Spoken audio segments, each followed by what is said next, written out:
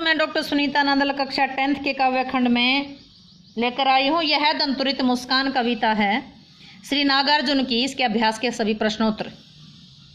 प्रश्न देखिएगा, बच्चे की दंतुरित मुस्कान का कवि के मन पर क्या प्रभाव पड़ता है? किसका? बच्चे की दंतुरित मुस्कान का किसके मन पर? कवि के मन पर। बच्चे की दंतुरित मुस्कान को देखकर कवि का मन प्रसन्न हो उठता है। बच्चे की दंतुरित मुस्कान को देखकर कवि का मन प्रसन्न हो उठता है। उसके निराश और उदास मन में एक नई स्फूर्ति जाग जाती है, एक नई स्फूर्ति आ जाती है। किसके मन में? कवि के निराश और उदास मन में नई स्फूर्ति का संचार हो जाता है। उसे ऐसा लगता है जैसे कमल का फूल तालाब को छोड़ करके उसकी झोंपड़ी में खिल गया हो। ऐसा लगता है मानो उसके मन में स्नेह की धारा फूटने लगी हो, चाहे बबूल हो या बांस के पेड़ से। ऐसा लगता है जैसे शेफालिका के फूल झड़ने लगे हों।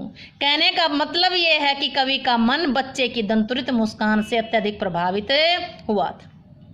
हमने व्याख्या में सीखा था कि कवि का मन इतना खुश हुआ, इतना प्रसन्न हुआ कि उसे लग रहा था जैसे कमल का फूल तालाब को छोड़कर उसकी झोपड़ी में खिल गया हो।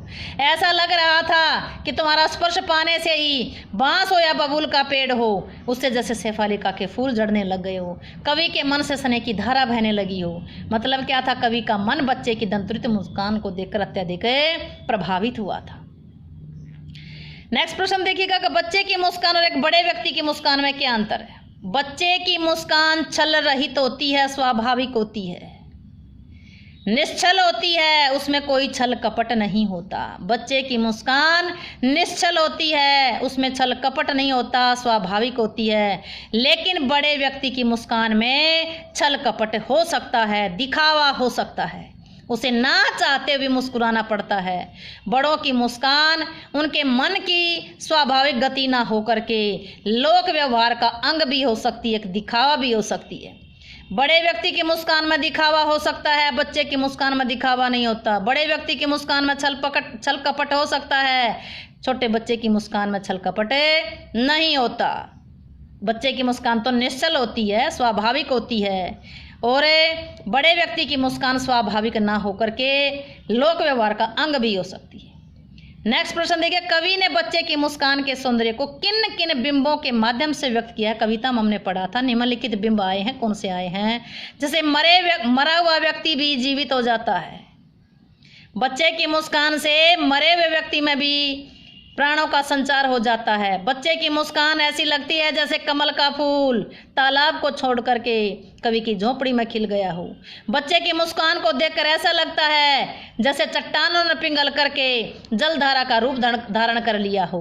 बच्चे की मुस्कान को देखकर ऐसा लगता है जैसे बांस हो या बबूल का पेड़ हो, उनसे शेफालिका के फूल झड़ने लग गए।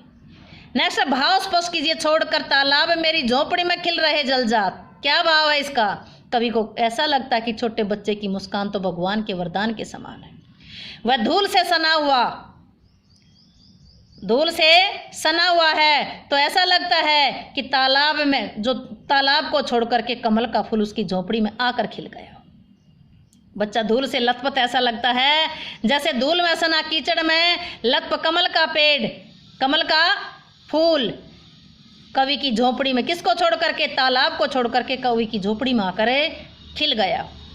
छू लगा तुमसे कि झरने लगे शेफालिका के फूल, बांस था कि बबूल, क्या भाव है इसका?